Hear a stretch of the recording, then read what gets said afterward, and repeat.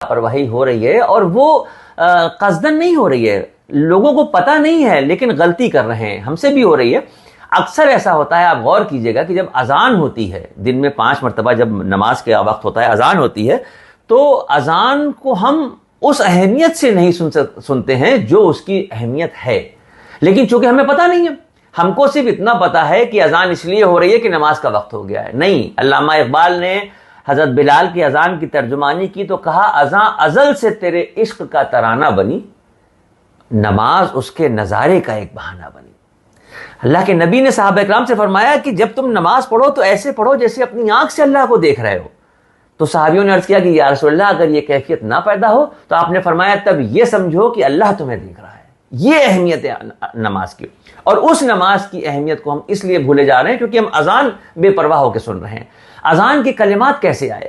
جب اللہ کے نبی سرکار دو عالم صلی اللہ علیہ وسلم نے مدینہ منورہ میں ہجرت کے بعد مسجد نبوی کی تعمیر کی، اس وقت تک نماز کا وقت اندازے سے ہوتا تھا۔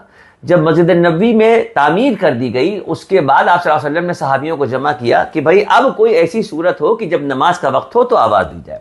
اس وقت جو باتیں ہوئیں اس میں کوئی مناسب بات سمجھ میں نہیں آئی، تو یہ ہوا کہ چلو ٹھیک ہے پھر دیکھا جائے گا۔ 3 یا 4 دن کا وقت گزرا تھا، عبداللہ ابن زید انصاری ایک صحابی ہیں، تیز قدموں سے فجر کی نماز سے پہلے مسجد نبی کی طرف چلے، اور ان کے پیچھے پیچھے دوسرے رخ سے حضرت عمر فاروق رضی اللہ عنہ۔ مسجد نبی میں پہلے عبداللہ ابن زید انصاری داخل ہوئے اور عرض کیا کہ یا رسول اللہ میں کچھ سویا کچھ جاگا سا تھا، آج میں نے بڑا عجیب سا ایک خواب دیکھا۔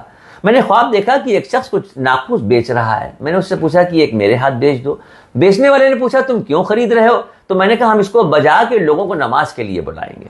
تو بیچنے والے نے کہا کہ نہیں تم یہ نہ خریدو، میں تمہیں اس سے بہتر طریقہ بتاتا ہوں، اور اس بیچنے والے نے پورے اذان کے کلمات سنا دیے، اللہ اکبر سے شروع ہو کے جو ہم سنتے ہیں۔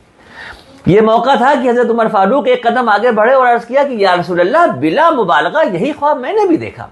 یعنی یہ اذان کے الفاظ پہلے 2 صحابیوں کو خواب میں سنائے گئے، اس کے بعد دوسرے دن جبرائیل علیہ السلام اللہ رب العزت کی بارگاہ سے یہ اذان کے کلمات لے کے اللہ کے نبی کی خدمت میں حاضر ہوئے اور اذان کے کلمات دہرا دیے۔ وہ موقع تھا کہ جب آپ صلی اللہ علیہ وسلم نے عبداللہ ابن زید انصاری سے کہا کہ بلال اونچی آواز والے ہیں، ان کو سکھاؤ، اور پھر چشم فلک نے وہ نظارہ دیکھا کہ حضرت بلال نے اللہ رب العزت کے محبوب نبی کریم سرکار دو عالم صلی اللہ علیہ وسلم کے کہنے پہ پہلی مرتبہ مسجد نبوی کی دیوار پہ کھڑے ہو کے اذان دی۔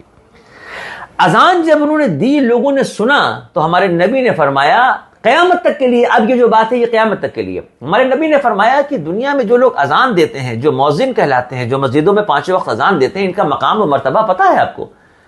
قیامت کے دن جب لوگ آ رہے ہوں گے اپنی قبروں سے نکل کے، تو اس میں کچھ لوگ ایسے ہوں گے جن کے چہرے چمک رہے ہوں گے، جن کی گردنیں اٹھی ہوئی ہوں گی، جو بڑے شان سے آ رہے ہوں گے۔ لوگ حیران ہو کے پوچھیں گے بھئی یہ کون لوگ ہیں جن کے چہرے اتنے چمک رہے ہیں؟ تو بتایا جائے گا کہ یہ وہ ہیں جو دنیا میں اذان دیتے تھے۔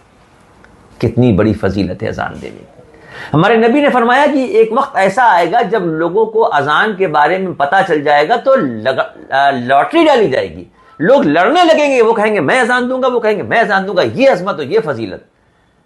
جب یہ نظارہ سامنے آیا تو صحابہ کرام نے ہاتھ جوڑ کے عرض کیا کہ یا رسول اللہ اتنی بڑی فضیلت اذان کی اور اکیلے بلال کے حصے میں چلی گئی، ہم محروم رہ گئے، اے اللہ کے نبی ہمارے ساتھ حق تلفی ہے۔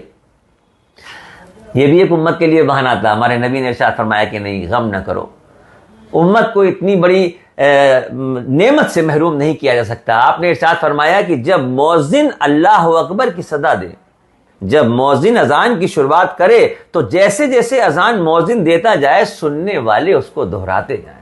ہائے ہائے ہائے ہائے، کیا کہنے! یعنی مؤذن نے کہا اللہ اکبر اللہ اکبر، تو سننے والے نے خالی اتنا کہہ دیا اللہ اکبر اللہ اکبر، کہا اشہدو ان لا الہ الا اللہ، تو کہا اشہدو ان لا، یعنی اذان ہوتی جا رہی ہے، سننے والے دہراتے جا رہے ہیں، اتنے ہی ثواب کے حقدار سننے والے بھی ہو جائیں گے۔ کیا سبحان اللہ! ایک روایت میں آتا ہے کہ جتنے بھی لوگ اذان کے الفاظ دہراتے ہیں یہ بالکل اس کے برابر کا ثواب ہوگا جو ایک مؤذن کو ملتا ہے۔ تو جب یہ خبر گھروں میں پہنچی تو خواتین حاضر ہوئیں، یا رسول اللہ ہم محروم رہ گئے، ویسے ہی ہم نمازوں سے دور تھے، گھر میں نماز پڑھتے ہیں، مسجد میں ہمارے لیے نہیں ہے، ویسے ہی اذان کے معاملات ہوئے تو مردوں کے لیے ہو گئے، ہم محروم ہو گئے۔ تو آپ نے مسکرا کے جواب دیا کہ نہیں تم بھی غم نہ کرو، تم اپنے گھر میں جب موجود ہو تو اذان کے الفاظ سننے کے بعد تم بھی دہرا دو۔ ایک روایت میں آتا ہے کہ مردوں کو 1,00,000 کا ثواب ملے گا، تو خواتین جو گھر میں اذان کے الفاظ سن کے دہرا رہی ہیں 2,00,000 کا ثواب ان کو ملے گا۔ تو بتائیے اتنی بڑی نعمت سے ہم کیسے محروم ہو سکتے ہیں؟